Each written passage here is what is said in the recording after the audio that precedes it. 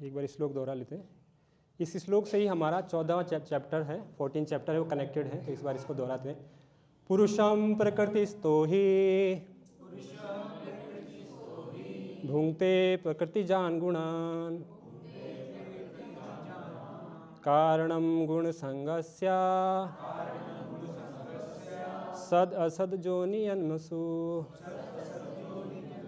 इसका ट्रांसलेशन को पढ़ेंगे। The living entity in material nature thus follows the ways of life, enjoying the three modes of nature. This is due to his association with that material nature. Thus he meets with good and evil among various species.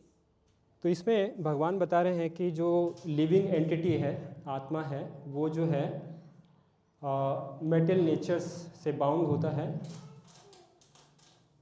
और association of the metal nature thus meet with the good evil among the various species. तो इसमें भगवान ने थोड़ा सा touch किया metal natures के बारे में, तो फिर आगे भगवान 14 चैप्टर में इसको विस्तार से बताएंगे। हरे कृष्ण। तो यहाँ से ये 14वां चैप्टर शुरू होता है। इसमें एक बेसिक हिंट देता है कि जो लिविंग एंटिटी है, जो प्योरेस्ट फॉर्म में है, वो कैसे जब इस भौतिक संसार में आता है तो वो 3 गुणों से बन जाता है। थोड़ा सा हिंट देते हैं भगवान, कैसे वो बनता है उसका नेक्स्ट 14 चैप्टर्स में भगवान उसको और विस्तार से बताएंगे। तो हम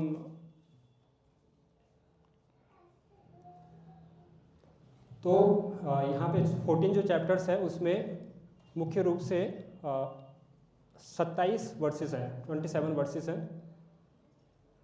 जो पहले 9 वर्सेस हैं उसमें 3 मोड्स के बारे में चर्चा होती है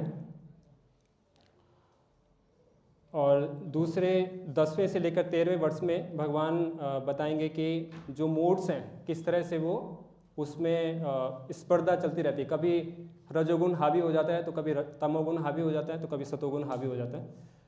और फिर अलग अलग मोड्स पे कैसे व्यक्ति अलग अलग कार्य करता है, एक्शन एंड रिएक्शन। एक्शन करता है उसका रिएक्शन होता है और रिएक्शन करता है उसका एक्शन होता है, तो कैसे ये आपस में करते हैं, तो इसके बारे में 14 से लेकर 18 तक भगवान बताएंगे। और फिर 19 से लेकर 27 तक एक प्योर लाइफ, एक पवित्र जीवन क्या है, इसके बारे में भगवान बताएंगे। तो ये मुख्य रूप से इसका एक्रोनिम है ट्रैप। ठीक है, तो ये हमने ऑलरेडी चर्चा कर चुके हैं कि इस पे 13 और 14 चैप्टर के बीच में क्या संबंध है, इसके ऑलरेडी चर्चा कर चुके हैं। इस चैप्टर में किस तरह से जो है इस अध्याय में कृष्ण वर्णन करते हैं गुण क्या हैं, कैसे कार्य करते हैं, किस प्रकार वे जीवों को बांधते हैं और कैसे वे कृष्ण भक्ति द्वारा नष्ट किए जा सकते हैं। तो सतोगुण कैसे बांधता है, रजोगुण कैसे बांधता है, तमोगुण इस चैप्टर में बताया जाएगा। और फिर पहले और दूसरे श्लोक में भगवान कृष्ण के परम ज्ञान की महिमा के बारे में बताएंगे कि भगवान का जो ज्ञान है वो सर्वोत्तम ज्ञान है और अगर कोई इस ज्ञान को प्राप्त कर लेगा तो उसका क्या परिणाम होगा, वो सेकंड श्लोक में बताया जाएगा। फिर थर्ड एंड फोर्थ में जीव का प्रकृति के साथ क्या संपर्क है, कैसे वो एक्शन करता है प्रकृति के साथ, मेटल नेचर के साथ, उसके बारे में बताया जाएगा। मुख्य रूप से तीसरे जो श्लोक है उसमें कैसे भगवान जो है जो मेटेरियल नेचर है उसको प्रेग्नेंट करते हैं, कि भगवान जब दृष्टिपात करते हैं प्रदान पे तो वो कैसे एक्टिव होता है और कैसे उसमें ऑलरेडी करुणाचल इस पर डिस्कस किया था कि जो 14 एलिमेंट्स होते हैं जिसमें 5 महाभूत, 5 ज्ञान इंद्रियाँ, 5 कर्म इंद्रियाँ, 5 इंद्रिय विषय 20 और 3 मन बुद्धि अहंकार और 24वां जो तत्व है वो है लिविंग एंटिटी। तो इस पर ऑलरेडी प्रजू ने विस्तार से चर्चा किया था, इस पर मैं नहीं जाऊँगा। फिर ये श्लोक और किस तरह से भगवान जो है सर्व योनिषि कुंते मूर्ति संभवतिया त्यासा ब्रह्म महद योनि अहम बीज प्रदापिता, कि मैं सभी समस्त जीवों का बीज प्रदान करने वाला पिता हूँ। तो इसमें भगवान बताएंगे कैसे अलग अलग स्पीसीज आएंगी और आगे बताएंगे भगवान 5वें वर्ष में भौतिक प्रकृति 3 गुणों से युक्त है, ये हैं रजो सतो और तमोगुण। ये महाबाहु अर्जुन जो 700 जीव प्रकृति के संसर्ग में आता है वो इन 3 गुणों से बन जाता है। और फिर 5वें से 9वें श्लोक में गुण शुद्ध जीव को किस तरह से बांधते हैं उसके बारे में चर्चा होगी। ठीक है, तो यहाँ पे ये लगभग ख़त्म हो गया, तो हम अभी वर्ड्स पे वर्ड्स चलेंगे। ठीक है,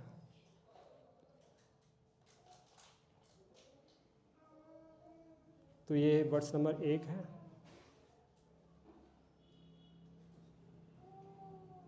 ठीक है, वर्ड्स बाय वर्ड्स चलेंगे। दिखाई दे रहा है सबको? ठीक है, तो एक बार मेरे साथ दोहराएंगे। श्री भगवान वाचा।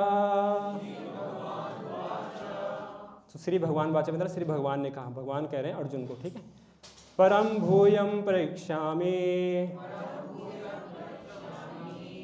ज्ञान ना ज्ञान उत्तमम ज्ञात्वा मुनिया सर्व परम सिद्धि मतो गत्वा। इसका ट्रांसलेशन पढ़िए। भगवान ने कहा, अब मैं तुमसे समस्त ज्ञानों में सर्वश्रेष्ठ इस परम ज्ञान को पुनः कहूंगा, जिसे जान लेने पर समस्त मुनियों ने परम सिद्धि प्राप्त की। तो आप भगवान बताएंगे कि मैं ऐसे ज्ञान के बारे में बताऊंगा जिस ज्ञान से समस्त मुनियों ने, जितने भी लोगों ने परम सिद्धि प्राप्त की। अब प्रभुपाद जी का क्या खासियत है, प्रभुपाद जी पहले परपट में पूरे चैप्टर्स का एक ओवरव्यू दे देंगे कि इस चैप्टर में हम क्या कवर करेंगे, और एंड चैप्टर में प्रभुपाद फिर से रिवाइज करेंगे हमने क्या पढ़ा। तो इस चैप्टर को हम पढ़ेंगे तो प्रभुपाद बताएंगे कि हम इस चैप्टर में क्या क्या पढ़ेंगे और अभी तक हम क्या पढ़ चुके हैं। तात्पर्य पढ़े, कोई और पढ़िए तात्पर्य। तात्पर्य 7वें अध्याय से लेकर 12वें अध्याय तक श्री कृष्ण परम सत्य भगवान के विषय में विस्तार से बताते हैं। अब भगवान स्वयं अर्जुन को और आगे ज्ञान दे रहे हैं। यदि कोई इस अध्याय को दार्शनिक चिंतन द्वारा भली भांति समझ ले तो उसे भक्ति का ज्ञान हो जाएगा।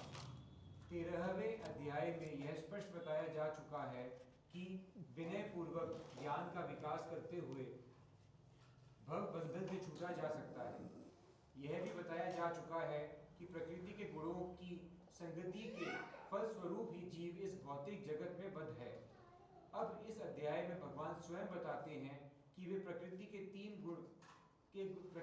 गुण कौन कौन से हैं, वे किस प्रकार क्रिया करते हैं, किस तरह बांधते हैं और किस प्रकार मोक्ष प्रदान करते हैं।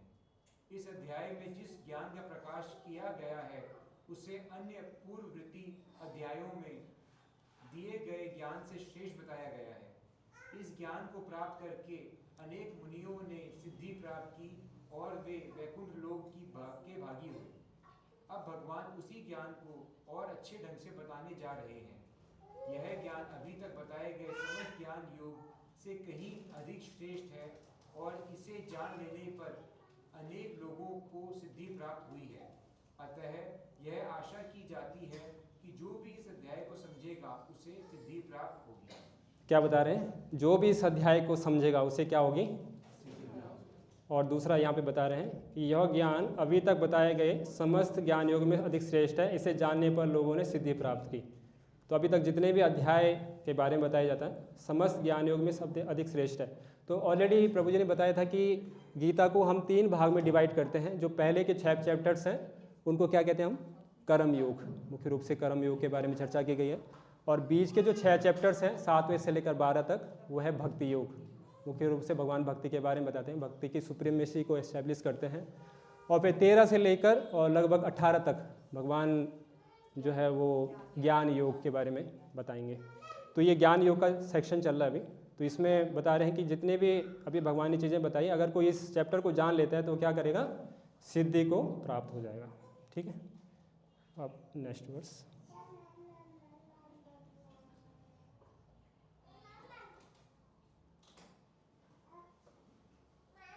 इदं ज्ञाना पार्षित्या मां साधर्म्य आगता सर्ग अपि न उपजायन्ति प्रलये न व्यथन्ति च। पढ़िए, कोई और पढ़िए। इस ज्ञान में स्थिर होकर मनुष्य मेरी जैसी दिव्य प्रकृति स्वभाव को प्राप्त कर सकता है। इस प्रकार स्थित हो जाने पर वो यह तो सृष्टि के समय उत्पन्न होता है और न प्रलय के समय विचलित होता है। तो यहाँ पे क्या बता रहे हैं? इस ज्ञान में स्थित होकर मनुष्य मेरी जैसी दिव्य प्रकृति को प्राप्त कर सकता है। अगर कोई व्यक्ति इस ज्ञान को प्राप्त कर लेगा या समझ जाएगा तो क्या होगा, उसको मेरा जैसा स्वभाव यानी कि वो मेरे धाम को प्राप्त करेगा। ठीक है, इस प्रकार स्थित हो जाने पर ना तो सृष्टि के समय उत्पन्न होता है और ना प्रलय के समय विचलित होता है। यानी कि अगर कोई इस व्यक्ति जो इस ज्ञान को समझ लेगा वो इस भौतिक संसार में फिर से वापस नहीं आएगा। इनडायरेक्टली भगवान ये बता रहे हैं, यानी कि वो back home back to Godhead चला जाएगा अगर कोई इस ज्ञान को समझ जाएगा। अब सेकंड पैराग्राफ से पढ़िए, सामान्यतः, यहाँ से पढ़िए, सामान्यतः सामान्यतः इस संसार में हम जो भी ज्ञान प्राप्त करते हैं वह प्रकृति के 3 गुणों द्वारा दूषित रहता है। जो ज्ञान इन गुणों से दूषित नहीं होता वह दिव्य ज्ञान कहलाता है। बस तो सामान्यतः इस संसार में जो भी ज्ञान हम प्राप्त करते हैं वो प्रकृति के 3 गुणों दूषित होता है। तो जो भी संसार में हम ज्ञान प्राप्त करते हैं, कोई भी ज्ञान हो, वो पूरा जो ज्ञान है वो दूषित रहता है। किन से दूषित रहता है? 3 गुणों से, तीनों गुणों से दूषित रहता है। इस संसार में कोई भी ऐसा ज्ञान नहीं है जो कि दोष से मुक्त हो। इवन अगर हम एग्जाम्पल लें अग्नि का, अग्नि भी धुएं से प्रभावित रहती है, अग्नि में भी धुआं आता है तो वो भी कंटेमिनेटेड रहती है। तो हर चीज़ जो इस संसार में जो भी चीज़ें हैं वो कंटेमिनेटेड है, प्रदूषित है। आगे पढ़िए। जो व्यक्ति इस दिव्य ज्ञान को प्राप्त होता है वह परम पुरुष के समकक्ष पद पर पहुंच जाता है। जिन लोगों को चिन्मय आकाश का ज्ञान नहीं है वे मानते हैं कि भौतिक स्वरूप के कार्य कलापों से मुक्त होने पर यह आध्यात्मिक पहचान बिना किसी विविधता के निराकार घुस जाती है। लेकिन जिस प्रकार इस संसार में विविधता है उस प्रकार आध्यात्मिक जगत में भी है। जो लोग इससे परिचित नहीं है वे सोचते हैं कि आध्यात्मिक जगत इस भौतिक जगत की विविधता से उल्टा है, लेकिन वास्तव में होता यह है कि आध्यात्मिक जगत चिन्मय आकाश में मनुष्य को आध्यात्मिक रूप प्राप्त हो जाता है। वहाँ के सारे कार्यकलाप आध्यात्मिक होते हैं और यह आध्यात्मिक स्थिति भक्तिमय जीवन कहलाती है। यह वातावरण अदूषित होता है और यहाँ पर व्यक्ति गुणों की दृष्टि से परमेश्वर के समकक्ष होता है। ऐसे ज्ञान प्राप्त करने के लिए मनुष्य को समस्त आध्यात्मिक गुण उत्पन्न करने होते हैं। जो इस प्रकार से आध्यात्मिक गुण उत्पन्न कर लेता है वह भौतिक जगत के सृजन या उसके विनाश से प्रभावित नहीं होता। तो क्या बता रहे हैं यहाँ पे 2 चीज़ें बता रहे हैं। एक तो जो ज्ञान है, जो संसार का ज्ञान है वो कंटेमिनेटेड है, लेकिन भगवान से जुड़ा जो ज्ञान है वो क्या है? अनकंटेमिनेटेड, दिव्य है। क्यों? क्योंकि जो वैदिक शास्त्र है उनको बताया जाता है अपौरुषीय। अपौरुषीय का मतलब क्या है? वो किसी पुरुष ने लिखे, साधारण पुरुष ने लिखे, क्योंकि भगवान ने स्वयं बोला है। क्योंकि संसार में जो भी ज्ञान हम पढ़ते हैं, लिखते हैं, सुनते हैं वो किसी पुरुष ने लिखा है, और हर पुरुष के अंदर 4 तरह की त्रुटियाँ होती हैं। सुना आपने? इनपरफेक्शन क्या क्या है? जो हाथ खड़ा करके बोले। नहीं, इल्यूजन नहीं, पहले स्टार्टिंग से बताइए। इंद्रियों का दोष, इंद्रियां दूषित होती हैं, वो सीमित होती हैं। हर किसी के अंदर 4 तरह के दोष हैं। क्या क्या हैं? जो पुराने भक्त नहीं, नए भक्त हैं बहुत सारे पुराने भक्त हैं। तो 4 तरह की इनपरफेक्शन है। पहले जो है हम क्या करते हैं, हमारी जो इंद्रिय हैं अपूर्ण हैं, इनपरफेक्ट है। हम कुछ सीमा तक देख पाते हैं, उससे बगल नहीं देख पाते हैं, या हमें लाइट चाहिए देखने के लिए, तो हमारी इंद्रियां अपूर्ण हैं। हमें कुछ चाहिए, कुछ देखना है या कुछ सुनना है, हमारी इंद्रियां हम कुछ लिमिट पीरियड तक ही सुन पाते हैं, उसके बियॉन्ड क्या हो रहा है हमें नहीं पता। जिसका मतलब हमारी इंद्रियां अपूर्ण है, इनपरफेक्ट है। तो इंद्रियां जब अपूर्ण हैं तो हम अपूर्ण इंद्रियों से गलती करते हैं। हर कोई करता है, गलती नहीं करता सबसे गलतियां होती हैं। और फिर गलतियों को छुपाने के लिए हम झूठ बोलते हैं। नहीं बोलते, सबके अंदर है। गलतियों को छुपाने के लिए हम झूठ बोलते हैं, और फिर झूठ से क्या होता है, हम इल्यूजन में आ जाते हैं, भ्रमित हो जाते हैं, क्या सही है क्या गलत है, भ्रमित हो जाते हैं। तो 4 तरह की इनपरफेक्शन हर किसी के अंदर है। तो जब हम इन इनपरफेक्शन से जो भी हम ज्ञान देंगे उस ज्ञान में भी अपूर्णता होगी। वो चाहे कोई भी हो, अमेरिका प्रधानमंत्री हो या अमेरिका का राष्ट्रपति हो, भारत का प्रधानमंत्री हो, हर किसी के अंदर 4 त्रुटियाँ हैं। तो जो भी वो ज्ञान देंगे वो क्या होगा, अपूर्ण ज्ञान होगा। इसीलिए जो वैदिक शास्त्र है उसको बताया जाता है अपौरुषीय। अपौरुषीय मतलब उसमें कोई किसी पुरुष ने लिखा है, और वो ज्ञान क्या है, दिव्य ज्ञान, उसमें कोई कंटेमिनेटेड नहीं है। दूसरे यहाँ पे बता रहे हैं प्रभुपाद जी कि जो आध्यात्मिक जगत है वो जो है आध्यात्मिक जगत का रिफ्लेक्शन है भौतिक जगत। यानी कि यहाँ पे अगर हम विविधता देखते हैं, वैराइटीज़ देखते हैं, तो इसका मतलब वहाँ पे भी वैराइटीज़ है, आध्यात्मिक जगत में भी वैराइटीज़ है। कुछ लोग कहते हैं कि हम लोग जो हैं इस शरीर को छोड़ने बाद मर्ज हो जाएंगे, लेकिन प्रभुपाद जी इसकी बात की खंडन करते हैं। वो कह रहे हैं कि जैसे यहाँ पे वैराइटीज़ है वहाँ पे भी वैराइटीज़ है। वहाँ पे अलग अलग भगवान को 5 रसों में भगवान से आदान प्रदान होता है। कौन कौन से रस सुना आपने किसी ने? साक्य रस, वात्सल्य रस, माधुर्य रस और शांत रस, दास्य रस। तो ऐसे भगवान अलग अलग रसों में भगवान से आदान प्रदान होता है, तो वहाँ पे भी वैराइटीज़ है। ठीक है, तो 2 बातों की यहाँ पे विशेष रूप से चर्चा की जा रही है इस पर्पट में। आगे हम पढ़ेंगे, इसकी ट्रांसलेशन पढ़िए।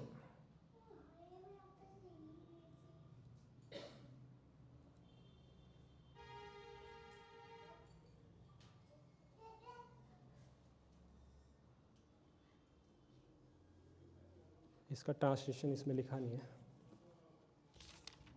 यहीं से पढ़ लेता हूँ। हे भरतपुत्र, ब्रह्म नामक संग्रह भौतिक वस्तु का जन्म का स्रोत है। मैं इसी ब्रह्म को गर्भस्थ करता हूँ जिससे समस्त जीवों का जन्म संभव होता है। तो यहाँ पे भगवान बताते हैं कि किस तरह से एक लिविंग एंटिटीज का जो है वो जन्म होता है। तो भगवान बताते हैं कि, तो जैसे मैं बता रहा था पहले कि जो भगवान का इम्पर्सनल ब्रह्म है, भगवान के 3 फॉर्म हैं जिसे हम समझते हैं, भगवान, ब्रह्म, परमात्मा और भगवान। आप भागवतम पढ़ेंगे तो इसमें विस्तार रूप में बताते हैं कि किस तरह से जो भगवान से शरीर से तेज निकलता है, इम्पर्सनल ब्रह्म है, भगवान का एक परमात्मा फॉर्म है और एक भगवान का एक पर्सनल फॉर्म है। परमात्मा फॉर्म जो योगियों के हृदय में रहता है और जो भक्त जिसकी पूजा करते हुए भगवान का पर्सनल फॉर्म। तो 3 तरह से यहाँ पे बता रहे हैं। अब यहाँ पे इस परपट में प्रभुपाद जी बहुत अच्छी एक चीज़ बताएंगे, इसको पढ़िए। बिच्छू अपने अंडे धान के ढेर से देती है, यहीं से पढ़िए, कोई पढ़िए। बिच्छू अपने अंडे धान के ढेर में देती है, और कभी कभी ये कहा जाता है कि बिच्छू धान से उत्पन्न हुई, लेकिन धान बिच्छू के जन्म का कारण नहीं है। वास्तव में अंडे माता बिच्छू ने दिए थे। इसी प्रकार भौतिक प्रकृति जीवों के जीवन का कारण नहीं होती, जन्म का कारण नहीं, जन्म का कारण नहीं होता। बीज भगवान द्वारा प्रकट होता है और वह प्रकृति से उत्पन्न होते प्रतीत होते हैं। इस तरह प्रत्येक जीव को उसके पूर्व कर्मों के अनुसार भिन्न शरीर प्राप्त होता है, जो इस भौतिक प्रकृति द्वारा रचित होता है, जिसके कारण जीव अपने पूर्व कर्मों के अनुसार सुख या दुख भोगता है। इस भौतिक जगत के जीवों की समस्त अभिव्यक्तियों के कारण भगवान है। हाँ, तो अच्छा, बहुत अच्छा बता रहे हैं कि कभी कभी प्रपात एक एनालॉजी दे रहे हैं यहाँ पे कि जैसे कई बार क्या होता है कि शहरी लोगों ने देखा होगा, जैसे मैं गांव से मेरी परवरिश है, तो मैंने देखा है कि कई बार ये होता है कि धान के जो होता है ना उसमें धान रखा जाता है कई समय तक और उसको पकने के लिए टाइम जाता है। तो उसमें कई बार क्या होता है कि बिच्छू क्या करता है, अंडे दे देता है, और जब वो निकालते हैं उसको तो ऐसा लगता है कि वहाँ से बिच्छू निकल रहे हैं, तो ऐसा लगता है कि घास से जो है बिच्छू निकले, लेकिन वास्तव रूप में जो है घास उसका कारण नहीं है। उसका कारण कौन था? वो बिच्छू था जिसने वहाँ अंडे दिए थे। तो उसी तरह से यहाँ पर प्रभुपाद जी समझा रहे हैं कि भौतिक प्रकृति जो है किसी जीव का कारण नहीं है। कौन है? भगवान है। और भगवान क्या करते हैं? उसके कर्मों के हिसाब से अलग अलग शरीर में, अलग अलग माँ के गर्भ में उसको स्थापित करते हैं। तो किसी को ये नहीं सोचना चाहिए कि कि ये मेरी संतान है मतलब सोच सकते हैं, लेकिन अगर हम इसको ज्ञान की दृष्टि से देखें, अगर हम थोड़ा ज्ञान की दृष्टि से देखें, जो ये जीव आया है ना, ये अपने कर्मों के हिसाब से हमारे घर में आया है, और इसका कर्मों का किसने दिया है? भगवान सैंक्शन कर, भगवान उसको आदेश देते हैं, किसको? प्रकृति को। और प्रकृति फिर क्या करता है? इसको स्थापित करता है किसी माँ के गर्भ में। ये पूरा एक साइकिल है। भागवत बताती है कि कैसे जो जीव होता है, पहले ब्रह्मा जी, उसको ब्रह्मा जी बनता है, भागवत अगर पढ़ी होगी आपने, और फिर वो कैसे जो है वर्षा के रास्ते वो जीव नीचे आता है, फिर वो पौधों में, धान में आता है, फिर धान को एक पुरुष खाता है और फिर उसको वीर्य से एक स्त्री के गर्भ में जाता है। तो ये पूरा एक साइकिल है, इस पर हम नहीं जाएंगे।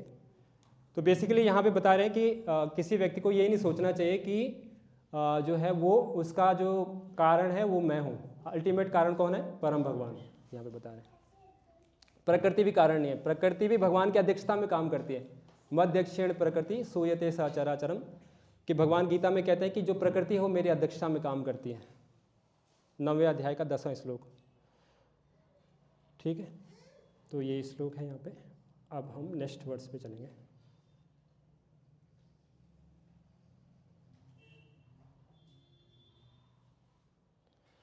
ठीक है। सर्वयोनिषु कौन्तेय मूर्त्य संभवन्ति या तासा ब्रह्म महद्योनि अहम बीजा प्रदापिता। इसका ट्रांसलेशन पढ़िए जिन्होंने नहीं तो पढ़ा अभी तक।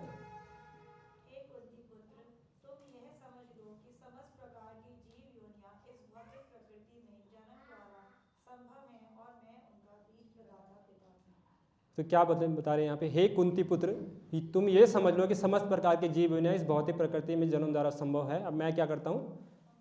बीज जो है मैं क्या करता हूँ? भौतिक प्रकृति में स्थापित करता हूँ, लेकिन अल्टीमेट कौन हूँ? मैं हूँ। ठीक है, अब इसका परपट पढ़िए, छोटा सा परपट है, प्रभुपाद जी बता रहे हैं। इस श्लोक में स्पष्ट बताया गया है कि भगवान श्री कृष्ण समस्त जीवों के आदि पिता हैं। सारे जीव भौतिक प्रकृति तथा आध्यात्मिक प्रकृति के संयोग हैं। ऐसे जीव केवल इस लोक में ही नहीं अपितु प्रत्येक लोक में है, यहाँ तक कि सर्वोच्च लोक में भी, जहाँ ब्रह्मा आसीन है, पाए जाते हैं। जीव सर्वत्र है, पृथ्वी, जल तथा अग्नि के भीतर भी जीव है। ये सारे जीव माता, भौतिक प्रकृति तथा बीज प्रदाता श्री कृष्ण के द्वारा प्रकट होते हैं। तात्पर्य यह है कि भौतिक जगत जीवों को गर्भ में धारण किए हैं, जो सृष्टि काल में अपने पूर्व कर्मों के अनुसार विविध रूपों में प्रकट रहते हैं। ठीक है, अंडरस्टूड, इजी है। ठीक है, नेक्स्ट श्लोक।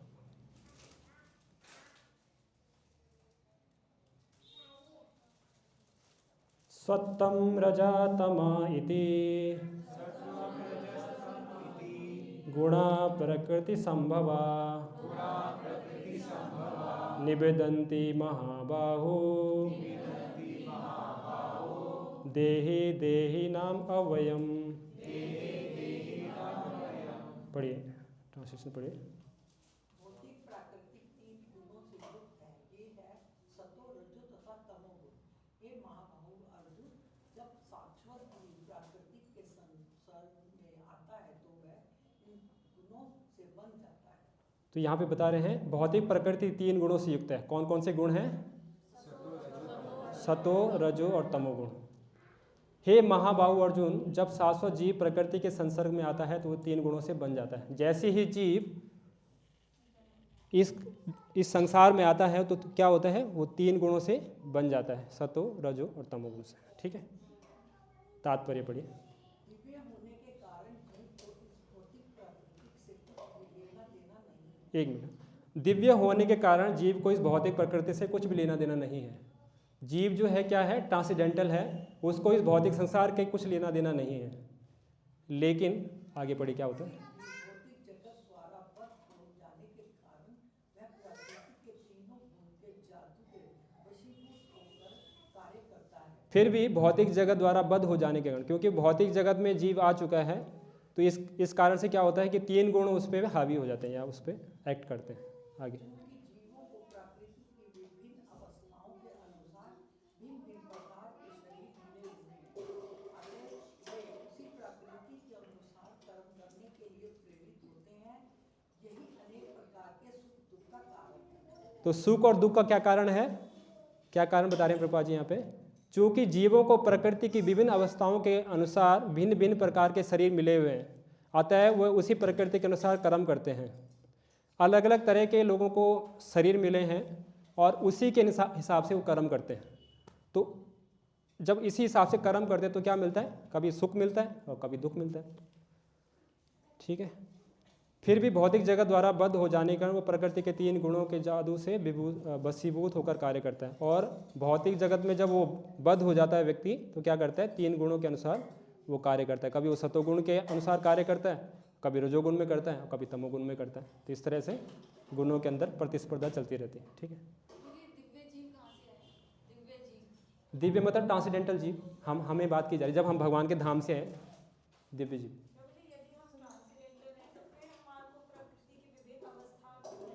सॉरी हाँ, आप कह रहे हैं कि अगर हम ट्रांसेंडेंटल हैं जी, हाँ हाँ। अवस्था मतलब होता है कि वो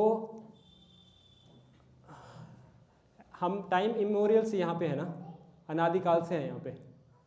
प्रभुपाद जी कहते हैं कि हम अनादिकाल से यहाँ पे हैं और अलग अलग योनियों में अलग अलग भटक रहे हैं हम वैसे जब स्टार्टिंग की बात करें तो हम भगवान के धाम से थे। भगवान ने हम प्रभुपाद जी जो बताते हैं वही मैं एज इट इज़ रिपीट करूँगा। प्रभुपाद जी कहते हैं कि हम जब भगवान के धाम में थे तो हमने भगवान से प्रतिस्पर्धा किया, भगवान की इन्जॉय करें, मुझे भी इन्जॉय करना है।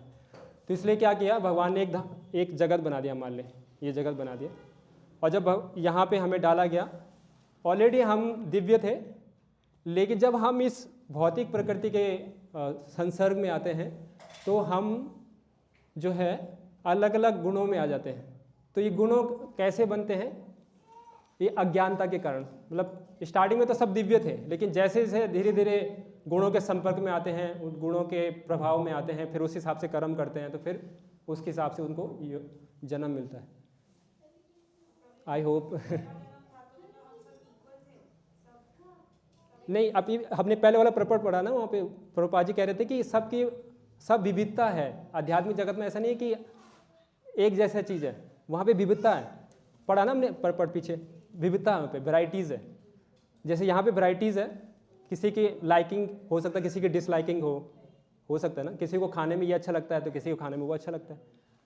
तो वैसे वहाँ पे भी लाइकिंग डिसलाइकिंग है, विविधता है वहाँ पे। हमने पढ़ा ना प्रपट में, प्रभुपाद जी शेयर करें। तो वो सभी दिव्य जीव हैं। हाँ, सारे जीव जो दिव्य थे, ट्रांसेंडेंटल है। जैसे ही वो भौतिक प्रकृति में आते हैं तो वो कंटेमिनेट हो जाते हैं यहाँ पे 3 गुणों से। और प्रभु जी से शेयर कर सकते हैं जो मेरी सीमित बुद्धि है। प्रभु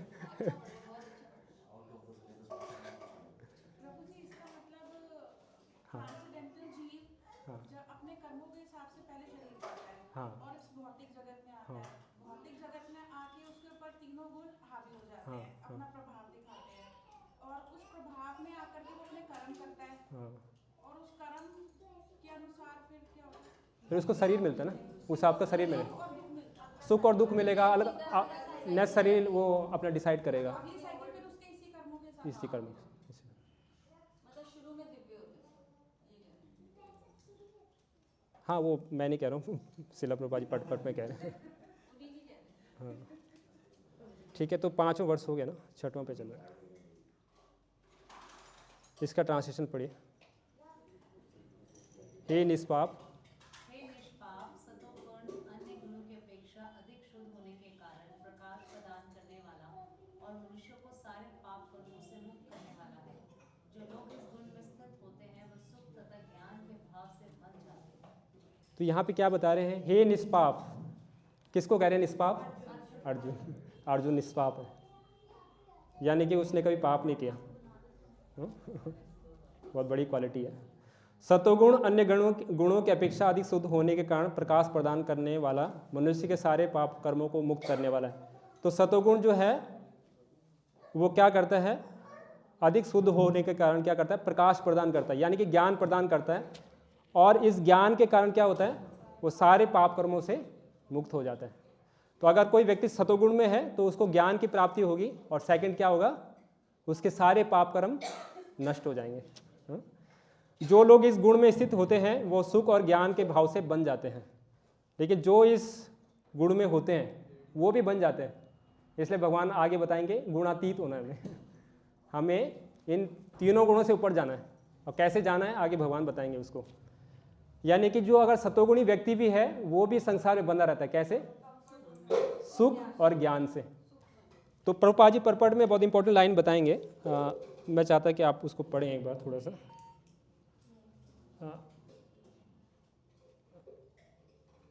यहाँ से पढ़िए। सारी कठिनाई यह है कि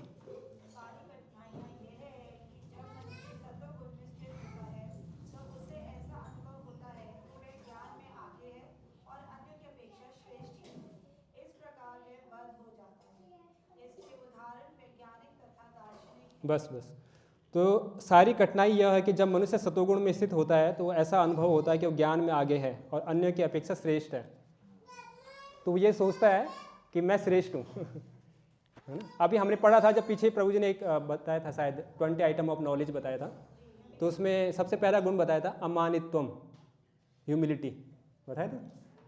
तो वास्तविक रूप में जो ज्ञान में स्थित होगा उसके अंदर स्वतः ही विनम्रता आएगी। लेकिन जो ज्ञानी है, जितने फिलोसफर्स हैं आप जैसे यहाँ पे बता रहे हैं, वो क्या करते हैं, वो अपने ज्ञान का घमंड करते हैं जैसे यहाँ पे बता रहे हैं, और उससे क्या होता है, वो फंस जाते हैं। ठीक है,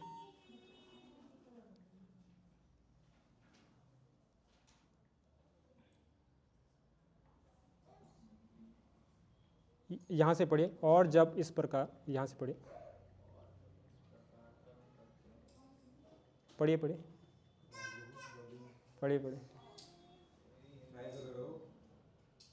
और जब इस प्रकार कर्म करते रहने का आकर्षण बना रहता है तब तक उन्हें किसी न किसी प्रकार की शरीर धारण करना होता है। इस प्रकार उनकी मुक्ति की यह वैकुंठ लोक जाने की कोई संभावना नहीं रह जाती। वह बारंबार दार्शनिक, वैज्ञानिक या कवि बने रहते हैं और बारंबार जन्म मृत्यु के उन्हीं दोषों में बंधे रहते हैं। लेकिन माया मोह के कारण वे सोचते हैं कि इस प्रकार का जीवन आनंदप्रद है, इंजॉयफुल है। तो जब इस प्रकार कर्म करते रहने का आकर्षण बना रहता है तो इसे किसी प्रकार का शरीर धारण करना पड़ता है। लेकिन जब व्यक्ति इसी प्रकार का कर्म करता रहता है तो क्या करता है, उसको एक शरीर से दूसरा शरीर धारण करना पड़ता है और उसको भगवान के धाम या वैकुंठ धाम जाने की मतलब वो मुक्त नहीं हो पाता है। और बारंबार वो कभी कभी वैज्ञानिक अलग अलग योनियों में जाता रहता है और मोह माया के कारण क्या सोचता है कि वो बहुत आनंदित है, बहुत खुश है, लेकिन असली में क्या होता है, माया में होता है। फिलोसफर, चिंतक होते हैं ना, फिलोसफर सोचते रहते हैं, उनका काम होता है सोचना, फिलोसफर ही होते हैं। थोड़ा मेरी इंग्लिश कमज़ोर है। जैसे सुकरात थे, हाँ, कन्फ्यूशियस हाँ, थे ना, कन्फ्यूशियस। हाँ। ठीक है, आगे पढ़िए, इसका ट्रांसलेशन पढ़िए। आप भगवान इसमें बताएंगे कि तमोगुण कैसे बनता है। हमने रजोगुण के बारे में चर्चा कर ली है क्या? सही, रजोगुण के बारे में एक वर्ष रहेगा ना। हाँ। जैसे अभी बिजनेस में है तो आगे, बिजनेस देख आनंद आता है। हाँ, आगे क्वेश्चन आगे इसका डिस्कस करेंगे। पढ़िए, इसका ट्रांसलेशन पढ़िए। हे कुंती पुत्र, पढ़िए, बर्दन पाओ, पढ़िए, आप पढ़िए। हे कुंती पुत्र, रजोगुण की उत्पत्ति, रजोगुण के उत्पत्ति असीम आकांक्षाओं तथा तृष्णाओं से होती है और इसी के कारण से ये देहधारी जीव सकाम कर्मों से बंध जाता है। तो क्या कह रहे हैं यहाँ पे, हे कुंती पुत्र, रजोगुण की उत्पत्ति असीम आकांक्षाओं तथा तृष्णाओं से होती है। तो रजोगुण की उत्पत्ति से क्या होता है, असीम आकांक्षाएं और तृष्णाएं उत्पत्ति। पैशनेट मतलब उसकी बहुत आकांक्षाएं होती है संसार को भोगने के लिए, डिजायर्स। और तृष्णाएं मतलब हैंकरिंग, किसी चीज़ के लिए बहुत हैंकर करता है। इसी के कारण वही देहधारी जीव सकाम कर्मों से बन जाता है, और इसी कारण वही देहधारी जीव सकाम कर्मों से बन जाता है। आप भी कंट्रीब्यूट कर सकते हैं ऐसा नहीं कि मैं परफेक्ट हूँ, मैं सीख रहा हूँ भी। इसका तात्पर्य बताइए, तात्पर्य पढ़िए, तात्पर्य पढ़े कोई जिन्होंने अभी तक नहीं पढ़ा, पढ़िए दीपक जी। रजोगुण की विशेषता है पुरुष तथा स्त्री का पारस्परिक आकर्षण। स्त्री पुरुष के प्रति और पुरुष स्त्री के प्रति आकर्षित होता है, यह रजोगुण कहलाता है। एक मिनट, तो इस संसार में सबसे बड़ा जो आकर्षण है वो क्या है? स्त्री का पुरुष के प्रति, पुरुष का स्त्री के प्रति, स्त्री के प्रति। तो ये सबसे बड़ा आकर्षण है, और इसकी जो उत्पत्ति होती है वो कैसे होती है? रजोगुण के कारण। जितना व्यक्ति रजोगुणी होता, पैशनेट होगा, उतना वो स्त्री और पुरुष का आकर्षित होगा। यानी जितना अगर कोई व्यक्ति इन चीज़ों से मुक्त होगा, उतना वो शांत होगा, रजोगुण से मुक्त होगा, मतलब काम भावना से मुक्त होगा। आगे पढ़िए।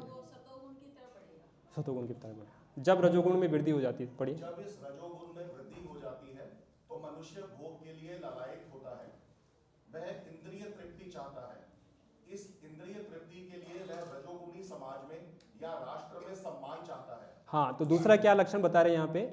जैसे रजोगुणी में वृद्धि होता है तो मनुष्य भोग के लिए लालायित हो जाता है, मुझे इंद्रिय तृप्ति चाहिए, ये भी चाहिए, वो भी चाहिए।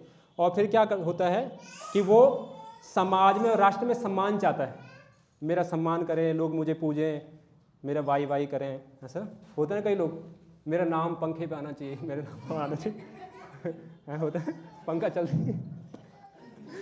कई लोग होते हैं नाम लिखवाते हैं, ऐसे वो रजोगुणी के लक्षण है जो बता रहे हैं यहाँ पे।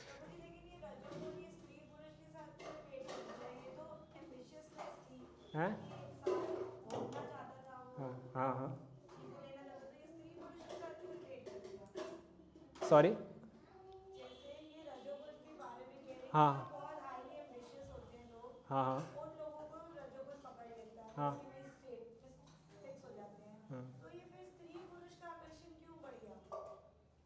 स्त्री पुरुष का आकर्षण क्यों बढ़ गया? मतलब मैं समझा नहीं, आप किस कॉन्टेक्स्ट में कह रहे हैं कि? ओके ओके ओके, एक्चुअली इसका उत्पत्ति रजोगुण से हो रही है ना। जितना भी जो रजोगुण से लस्ट की उत्पत्ति होती है, जो लस्ट है एक्चुअली आध्यात्मिक जगत में जो लस्ट का जो रिफ्लेक्टेड फॉर्म है वो है प्रेम। आध्यात्मिक जगत में, भगवान के धाम में, वहाँ पे जो एक पुरुष और स्त्री भी है वो आपस में आकर्षित नहीं है, वो भगवान का गुणगान करना चाहते हैं, वहाँ पे ऐसा है। तो यहाँ पे जो हम सबसे टॉप मोस्ट समझते हैं, यहाँ का जो टॉप मोस्ट सुख है, जो आनंद है, वो स्त्री पुरुष का आकर्षण। लेकिन वहाँ पे जो टॉप मोस्ट सुख है वो है भगवान की सेवा। तो भगवान की जो सेवा है उसका रिफ्लेक्टेड फॉर्म यहाँ पे है लस्ट, यानी काम का विकृत, मतलब प्रेम का विकृत रूप है काम, ऐसा। तो यहाँ पे बता रहे हैं कि जो एक स्त्री का पुरुष के प्रति या पुरुष का स्त्री के प्रति जो आकर्षण है वो है लस्ट, हाईएस्ट फॉर्म ऑफ सेंटिग्रेशन, इंद्रिय तृप्ति। आगे बढ़िए। ये सब रजोगुण के प्रतिफल, कहाँ से था? ये सब रजोगुण के प्रतिफल हैं। हाँ पढ़िए, कोई बात नहीं, पढ़िए। इस इंद्रिय तृप्ति के लिए रजोगुण समाज में राष्ट्र सम्मान चाहता है, यहीं से पढ़े। इंद्रिय तृप्ति के लिए वह रजोगुणी समाज में या राष्ट्र में सम्मान चाहता है और सुंदर संतान, स्त्री तथा घर सहित सुखी परिवार चाहता है। ये सब रजोगुण के प्रतिफल हैं। जब तक मनुष्य इनकी लालसा करता रहता है तब तक उसे कठिन श्रम करना पड़ता है। अतः यहाँ पर यह स्पष्ट कहा गया है कि मनुष्य अपने कर्म फलों से संबद्ध होकर ऐसे कर्मों से बन जाता है। अपनी स्त्री, पुत्रों तथा समाज को प्रसन्न करने तथा अपनी प्रतिष्ठा बनाए रखने के लिए मनुष्य को कर्म करना होता है। अतएव सारा संसार ही न्यूनाधिक रूप से रजोगुणी है। आधुनिक सभ्यता में रजोगुण का मानदंड ऊंचा है। प्राचीन काल में सतोगुण को उच्च अवस्था माना जाता था। यदि सतोगुणी लोगों को मुक्ति नहीं मिल पाती तो जो रजोगुणी हैं उनके विषय में क्या कहा जाए? अगर सतोगुणी लोगों को मुक्ति नहीं मिल सकती तो रजोगुणी के बारे में क्या कहा जाए? वो कैसे मुक्त हो सकते हैं? नहीं, ठीक है। प्रभु जी न्यूनाधिक रूप क्या होता है? अतः सारा संसार ही न्यूनाधिक रूप से रजोगुणी है, मतलब प्राय बोलते हैं ना, प्राय सभी हैं, सारे लोग हैं ना, प्राय मोस्टली सारे लोग। इंग्लिश में पढ़ेंगे इंग्लिश में भी है, हिंदी ठीक है, हिंदी ठीक है। प्रोमिनेंट बोल सकते हैं हिंदी में, इंग्लिश में प्रोमिनेंट की प्रोमिनेंट। ठीक है, इसका पढ़िए। हाँ जैसे कुछ व्यापार करने के हाँ लिए, बिजनेस करने के लिए हाँ तो हाँ रजोगुण में आना ही पड़ेगा। हाँ क्योंकि अगर सतोगुण में काम करेंगे तो काम नहीं होगा। हाँ हाँ, तो हाँ ठीक है एम्बिशियस होना ही पड़ेगा। एम्बिशियस होना ही पड़ेगा, बिना एम्बिशन के तो फिर बिजनेस बिल्कुल करेंगे नहीं। बिल्कुल बिल्कुल। तो कैसे इसमें बैलेंस किया जाए, है ना। हाँ जी, हाँ जी। तो इसी तरह का क्वेश्चंस अभी हमारी जो सैटरडे क्लास हुई थी, सेम इसी तरह का क्वेश्चन से एक भक्त ने पूछा था कर्णाचंपू से, तो वो क्या आंसर दिया था। तो प्रभु जी ने 4 चीज़ें बताई थी, मैं वही रिपीट करूँगा। तो प्रभु जी ने एक चीज़ बताया था कि जो भी हम कर्म करें उसका कुछ हिस्सा हम भगवान को दें। पहले तो हम ये करें, 4 चीज़ें बताया था। जो भी हम कार्य करते हैं उसका कुछ ना कुछ हिस्सा हमें भगवान को देना चाहिए, मतलब भगवान को एक पार्टनर बनाना चाहिए। वैश्य परिवार में बहुत होता है ये वैसे परिवार में, क्योंकि मेरी सेवा है ये, तो मुझे बहुत सारी वैश्याओं से मिलना पड़ता है, वैसे परिवार से तो एक ईंट, महाराजा अग्रसेन जो उनके हैं उन्होंने ये शुरू किया था, 1 ईंट और 1 रुपये ऐसे करके, ये मैंने सुना है। तो उन्होंने शुरू किया था और ये प्रथा चलती आ रही है। वो लोग ऐसा करते हैं कि कुछ ना कुछ भगवान को पार्टनर बनाते हैं। तो एक चीज़ प्रभु जी ये शेयर कर रहे थे। दूसरा कह रहे थे कि हमें सबसे पहले अगर हम इस चीज़ को बैलेंस करना चाहते हैं तो हमें श्रवण करना बहुत इंपॉर्टेंट है। तो प्रभु जी कहते हैं इसीलिए हमारी जो सैटरडे क्लास होती है इसीलिए होती है ताकि व्यक्ति आए, और सैटरडे तभी तो हम इसलिए आप लोगों को बुलाते हैं मंडे को, सैटरडे कोड नहीं करेंगे मंडे, तो हम इसलिए मंडे को बुलाते हैं, आप लोग श्रवण कीजिए। जो भी यहाँ पे व्यास आसन में बैठा हुआ है वो भी गुरु का प्रतिनिधि है, वो उनके बिहार पे जो भी चीज़ें हैं उसको प्रस्तुत करने जा रहा है। तो इसलिए हमें आना चाहिए और श्रवण करना चाहिए। तीसरी चीज़ बता रहे थे प्रभु जी कि हमें साधना भक्ति के नियमों का पालन करना चाहिए। जो हमारी साधना भक्ति के जो नियम हैं, जो भी प्रभुपाद जी ने दिए हैं, सुबह जल्दी उठना, 16 माला का जप करना, 4 नियमों का फॉलो करना, ये चीज़ों का हमें फॉलो करना चाहिए। और एक चीज़ और शेयर कर रहे थे, मुझे ध्यान नहीं आ रही है, तो 4 चीज़ें बता रहे थे।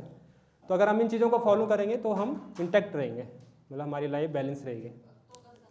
हाँ, भक्तों का संग, मतलब क्लासेस में आएंगे तो भक्तों का संग ऑटोमेटिकली हो गया। और एक इसमें और ऐड कर सकते हैं कि धाम यात्रा हम धाम यात्रा में जाते थे तो 5 दिन हम बिल्कुल इंटेंस भक्तों का संग करते हैं, है ना, इंटेंस भक्तों का संग करते हैं। तो ये मोटिवेशन भी है जो नहीं जा रहे हैं उनके लिए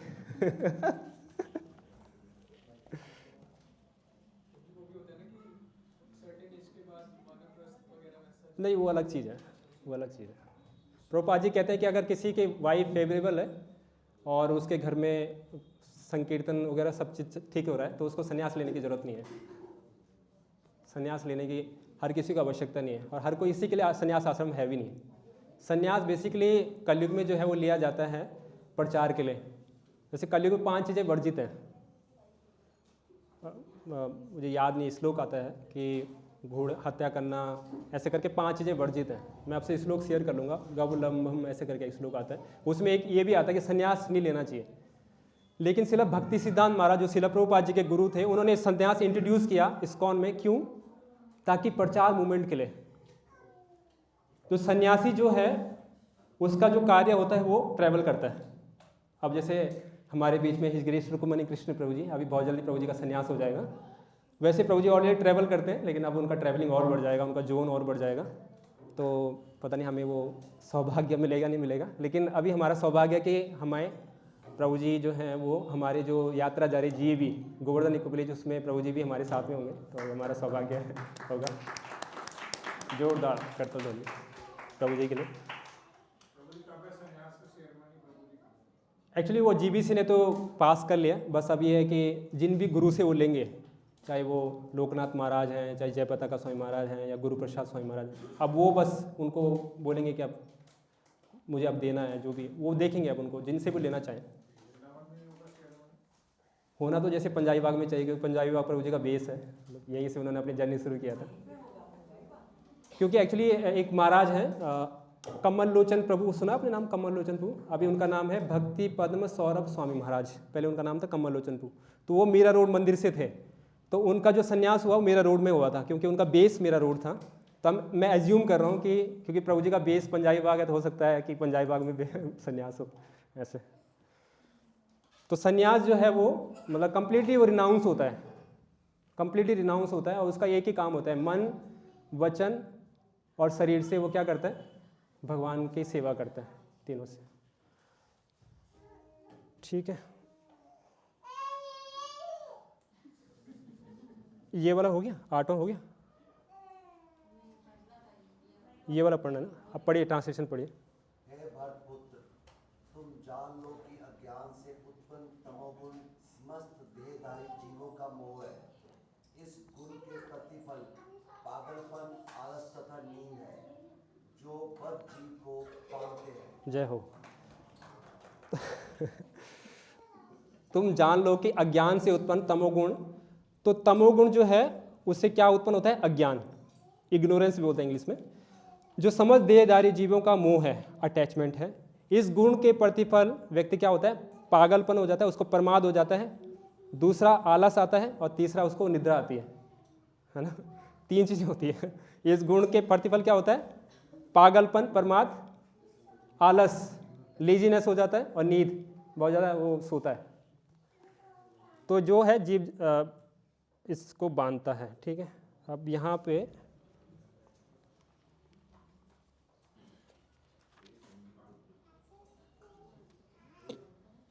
अब यहाँ से पढ़िए, मुझे लगता है कि हम कंप्लीट नहीं कर पाएंगे। थोड़ा फास्ट चलें क्या, है ना। यहाँ से पढ़िए, सतोगुण के ज्ञान के विकास से मनुष्य यह जान सकता है कि सतोगुण के ज्ञान, बताइए, पढ़िए पढ़िए पढ़िए। ज्ञान के विकास से मनुष्य यह जान सकता है कि कौन क्या है, लेकिन तमोगुण तो इसके सर्वथा विपरीत होता है। तो तमोगुण क्या है, सतोगुण का विकृत रूप है, सतोगुण का विकृत रूप है तमोगुण। यानी कि सतोगुण में अगर ज्ञान होता है तो तमोगुण में क्या होता है, अज्ञान होता है। बिल्कुल विपरीत है, बिल्कुल 180 डिग्री बिल्कुल उल्टा है। आगे पढ़िए। जो भी तमोगुण के फेर में पड़ता है वह पागल हो जाता है, और पागल पुरुष यह नहीं समझ पाता कि कौन क्या है। पागल पुरुष ये नहीं समझ सकता है कि क्या है, मैं क्यों कर रहा हूँ, किसके लिए कर रहा हूँ, क्या होगा, इसके बारे में चिंता नहीं करता। वह प्रगति करने की बजाय अधोगति को प्राप्त होता है। वो भौतिक रूप से प्रगति कर रहा होगा, लेकिन अध्यात्म रूप से वो अधोगति को जा रहा होगा। वैदिक साहित्य में तमोगुण की परिभाषा इस प्रकार दी गई है, वस्तु यथात्म ज्ञानापरकम विपर्य ज्ञान जनकम तमः। अज्ञान से वशीभूत होने पर कोई मनुष्य किसी वस्तु को यथारूप में नहीं समझ पाता। अज्ञान से वशीभूत होने पर कोई मनुष्य किसी वस्तु को यथारूप नहीं समझ सकता। उदाहरण, प्रत्येक व्यक्ति देखता है कि उसका बाबा मरा है, अतएव वह भी मरेगा। मनुष्य मर्त्य है, उसकी संतानें भी मरेगी, अतएव मृत्यु ध्रुव है। फिर भी लोग पागल होकर धन संग्रह करते हैं और नित्य आत्मा की चिंता किए बिना अहर्निश कठोर श्रम करते हैं। यह पागलपन ही तो है। तो यहाँ पे हैवी लाइन है, लेकिन इसको सामंजस्य हमें थोड़ा बैठाना पड़ेगा। अब देखिए, हर व्यक्ति देखता है, जब युधिष्ठिर महाराज यक्ष की वर्णन आता है महाभारत में, तो यक्ष पूछता है कि सबसे बड़ा आश्चर्य क्या है। तो युधिष्ठिर महाराज कहते हैं कि व्यक्ति देखता है कि हर कोई मर रहा है, लेकिन उसको क्या लगता है, मैं नहीं मरूंगा। तो ये सबसे बड़ा आश्चर्य है। प्रभुपाद जी एक एग्जाम्पल देते हैं कि बंगाल में जैसे उपले होते हैं ना, गांव में उपले थेपते हैं ना, तो प्रभुपाद जी कहते हैं कि जैसे जो सूखे उपले होते हैं, जब उसको अग्नि में डाला जाता है, सूखे उपले को अग्नि में डाला जाता है, तो गीले उपले जो है हंसते हैं, देखो देखो जल गया, देखो जल रहा है। लेकिन गीले उपले को पता नहीं कि जैसे मैं सूखूंगा मुझे भी अग्नि में डाला जाएगा। दूसरा एग्जाम्पल प्रभुपाद जी कोट करते हैं बकरी का। एक बकरी जो है वो जब देखते हैं कि अगली बकरी जो है वो कत्ल खाने में जा रही है, वहाँ पे उसका हत्या हो रही है, लेकिन दूसरी बकरी क्या कर रही है, वो घास खा रही है मजे से, उसको लगेगा कि मैं नहीं मरूंगी। तो प्रभुपाद जी अभी ये चीज़ कह रहे हैं। अब इसमें कैसे सामंजस्य बैठाया जाए, तो जो भक्त होते हैं, भक्त पे ये चीज़ लागू नहीं होती है। प्रभुपाद जी एक एग्जाम्पल देते हैं कि जैसे एक बिल्ली है, बिल्ली अपने मुंह से अपने बच्चे को भी पकड़ती है और चूहे को भी पकड़ती है। तो उसी तरह से लेकिन जब बच्चे को पकड़ती है बिल्ली, तो बच्चे को क्या लगता है कि मैं बहुत प्रोटेक्टेड हूँ, I feel very comfortable in the mother के मुंह में, मैं बहुत ही कंफर्टेबल फील कर रही हूँ। लेकिन जब चूहे को पकड़ते तो कैसा लगता है कि मेरे प्राण निकल गए और ये मर जाऊंगी, है ना। तो उसी तरह से जो मृत्यु है वो भक्तों को ऐसा लगता है कि इस अपग्रेडेशन, कि भक्तों को उन्नति होती है। जैसे ध्रुव महाराज, भागवत में ध्रुव महाराज का वर्णन आता है कि जब ध्रुव महाराज जो हैं जब वो अपना पूरा राज्यपाल करते हैं, 36,000 तक राज्य करते हैं, उनकी मदर, आपको सारी स्टोरी मालूम ही है, उस पर नहीं जाएंगे। तो जैसे वो जाते, नंद सुनंद उनको लेने आते हैं, तो वो ये देखते हैं कि कैसे ध्रुव महाराज जो हैं वो भगवान के धाम जब वो जाते हैं तो वो मृत्यु के ऊपर पैर रखते हैं और भगवान के धाम जाते हैं और पूछते हैं कि मेरी मदर कहाँ है। तो फिर नंद सुनंद कहते हैं कि आप जिस कुल में आप जैसा बेटा हो उसका मदर तो पहले दिखाते हैं कि आपकी मदर तो पहले ही जा रही है धाम। तो ऐसे श्रीमद् भागवतम के 7वें स्कंद में भी आता है कि अगर किसी कुल में अगर भगवान का शुद्ध भक्त पैदा होता है तो उसको 21 पीढ़ियाँ जो हैं डिलीवर हो जाती हैं, है ना। तो ये भागवत का कथन है। तो इसलिए हमें शुद्ध भक्ति के लिए प्रयास करना चाहिए। और आगे इसी में आएगा, भगवान जब बताएंगे कि माम च व्यभिचारिणी भक्ति योगेन सेवते सा गुणान सम्मतितेतान ब्रह्म भूयाय कल्पते, कि शुद्ध भक्ति को कैसे प्राप्त किया जाता है, तो उसके बारे में और हम डिस्कशन करेंगे। ठीक है, आगे बहुत अच्छी चीज़ लिख रहे हैं।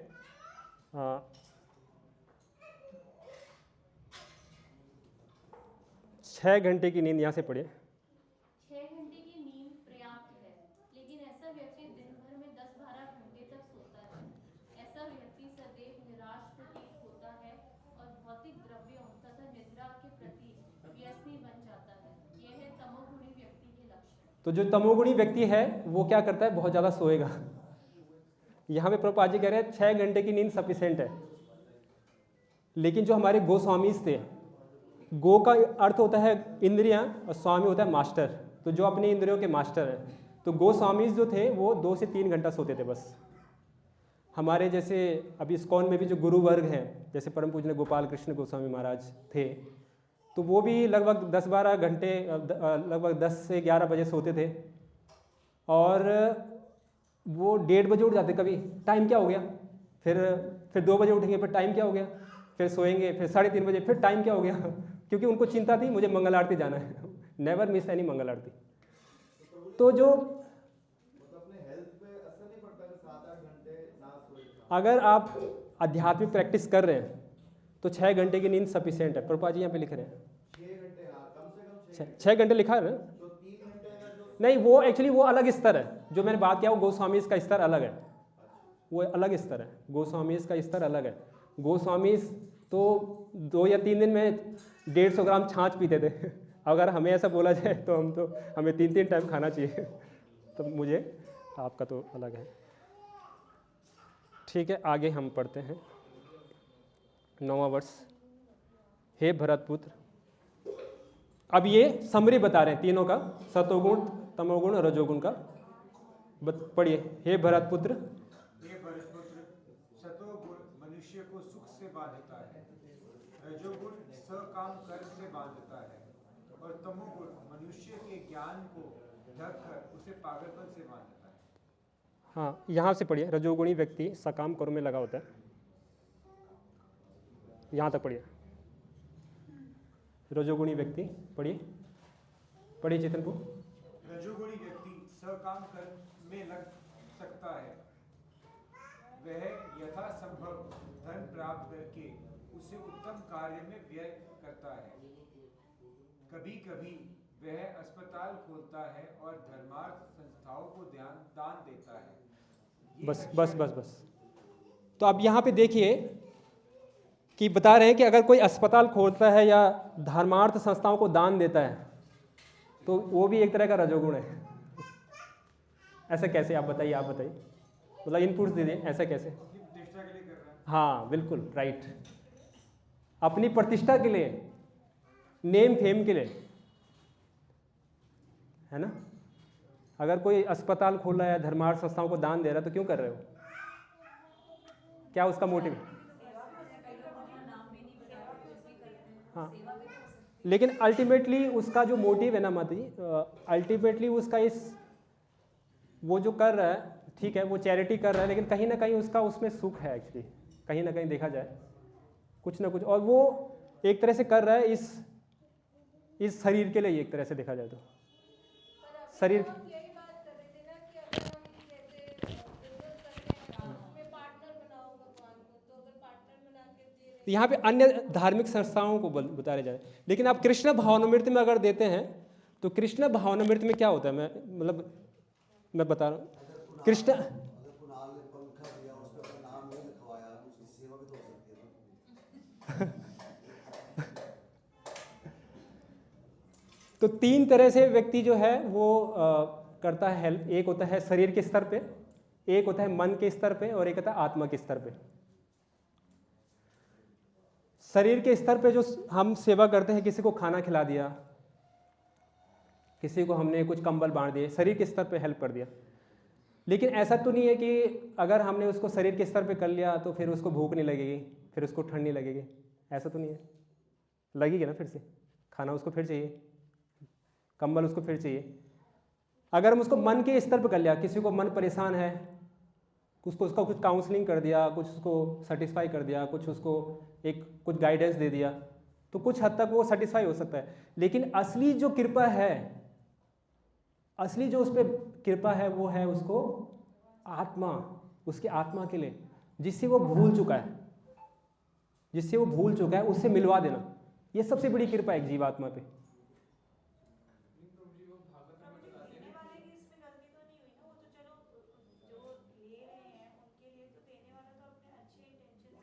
हाँ, वो देना अच्छा है, वो दे अच्छा रहा, लेकिन अब वो भी देखना चाहिए कि हमें किस उद्देश्य के लिए हम, लेकिन किस पर्पज़ के लिए वो यूज़ हो रहा है एक्चुअली। अगर वो इस चीज़ के लिए यूज़ हो रहा है कि वो अपवर्ग के लिए जाता है, एक पौ वर्ग होता है, एक अपर वर्ग, क्या बोलते हैं उसको, हाँ वही पौ वर्ग होता है कि व्यक्ति परिश्रम करता है, फेन निकलता है, फिर मृत्यु, इस तरह से ये संसार को पौ वर्ग बोला गया। तो अपर्ग मतलब ऊपर, भगवान का धाम, उसकी तरफ। तो हमें अल्टीमेटली भगवान के धाम की तरफ आगे बढ़ना है, ये अल्टीमेटली हमारा उद्देश्य है।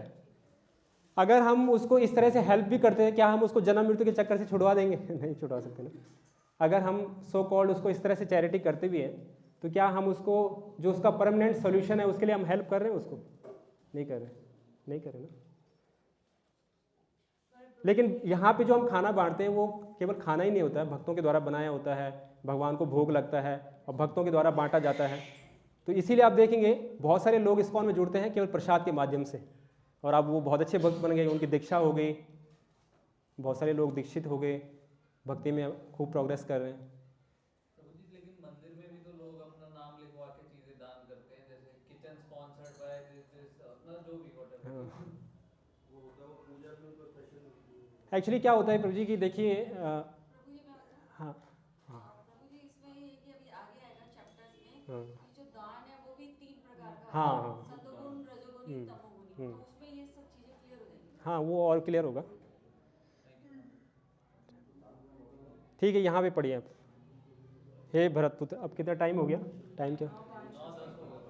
तो इस परपट को पढ़ लेते हैं, फिर कंप्लीट करते हैं। ये पढ़ लीजिए, हे भरतपुत्र।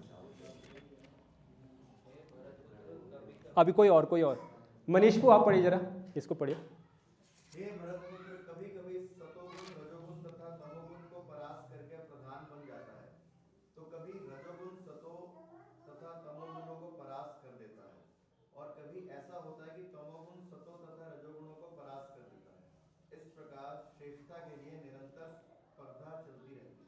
हाँ, तो प्रतिस्पर्धा चलती रहती है, कभी सतोगुण आगे बढ़ जाएगा तो कभी रजोगुण आ जाएगा।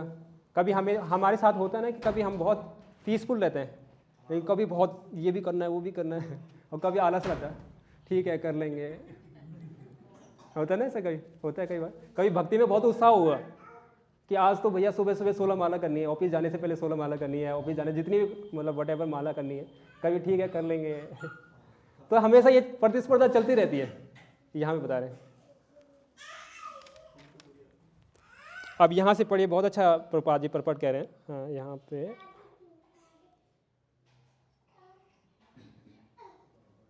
यहाँ से पढ़िए, अतएव जो लोग कृष्णा भावनामृत में वास्तव में उन्नति करने के इच्छुक हैं, अतएव जो कृष्णा भावनामृत में वास्तव में उन्नति करने का इच्छुक है, उसे इस तीनों गुणों का लांघना पड़ता है।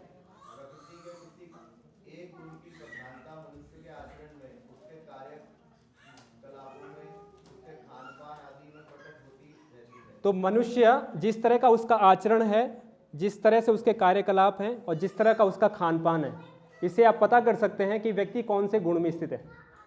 जिस तरह का हमारा खान पान होगा, अगर हमारा खान पान बहुत तीखा है, अब आगे बताएंगे 17वें चैप्टर में भगवान बताएंगे, बासी खाना, 3 घंटे से ऊपर का खाना और जूठा खाना। कई बार होता है ना कि हस्बैंड वाइफ दोनों आपस में मिलकर खा रहे हैं, तो भगवान इसकी बात की खंडना करेंगे, आगे बताएंगे। जूठा भी एक तरह से तमोगुनी खाना है, और बहुत सारी चीज़ें आगे बताएंगे इस बारे में कि रजोगुनी क्या है, तमोगुनी क्या है, आगे और विस्तार से हम इसके बारे में चर्चा करेंगे।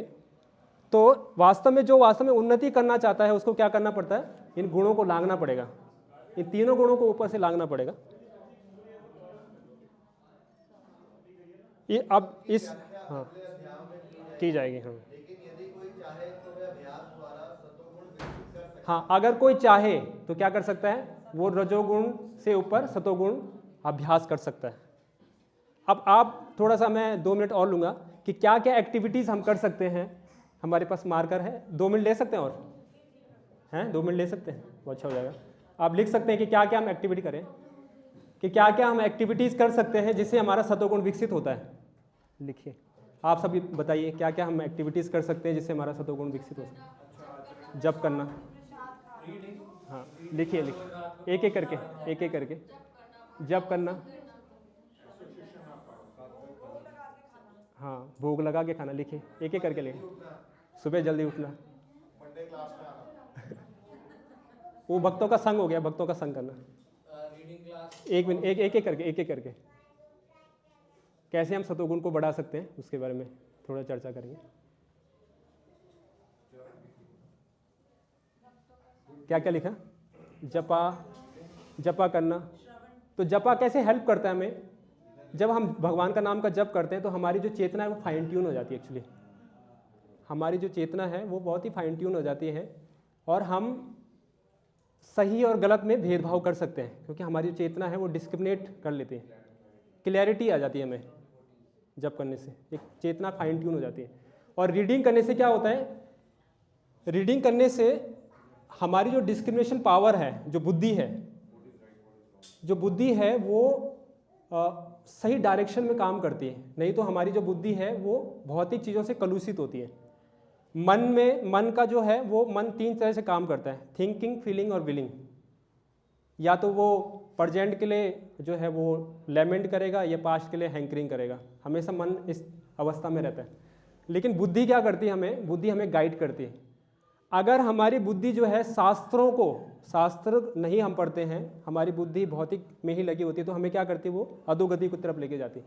लेकिन अगर हम शास्त्रों के आदेश अनुसार चलेंगे तो क्या करेगी, हमारी बुद्धि हमें हेल्प करेगी हमें आगे बढ़ने के लिए। तो इसलिए शास्त्रों का अध्ययन बहुत इंपॉर्टेंट है।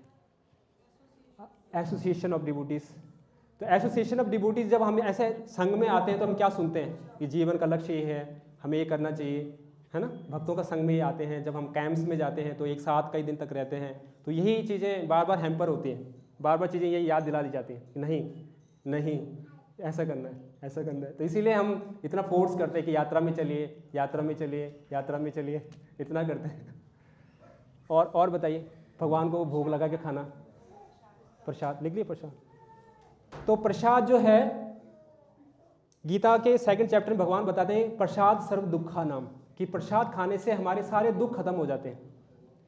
क्योंकि कैसे प्रसाद खाने से कैसे होता है कि भगवान गीता में बताते हैं कि यज्ञ शिष्ट सिना संतो मुष्यन्ते सर्व किल से भुज्यन्ते अगम पापम ये पच्यते आत्म कारण, कि यज्ञ में जो अर्पित भोजन नहीं होता है, जो यज्ञ में अर्पित नहीं होता है, उसमें क्या होता है, पाप निवास करता है।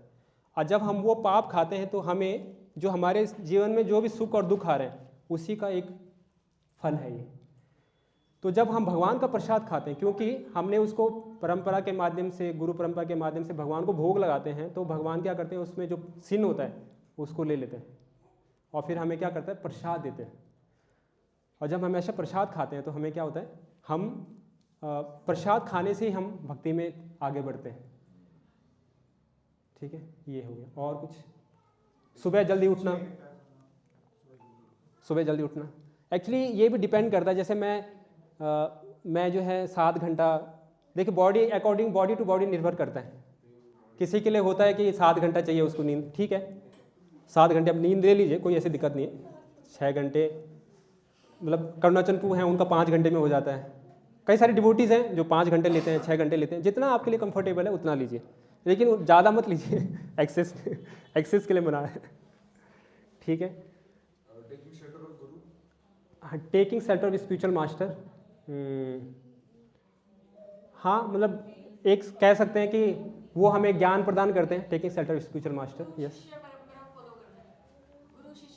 वो taking shelter of spiritual master हो गया, उसी में आ गया।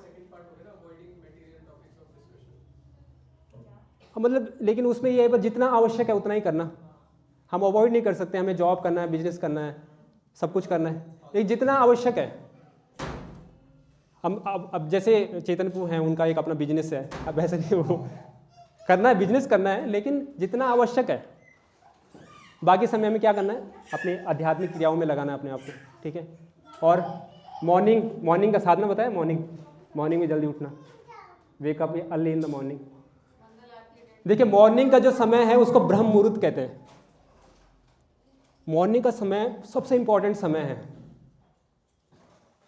और वास्तव रूप में मैं जब से मैं भक्ति में जुड़ा हूँ तो मैंने देखा है इस ग्रेस रुक्मणी कृष्ण प्रभु जी को, प्रभु जी नेवर मिस एनी मंगल आरती।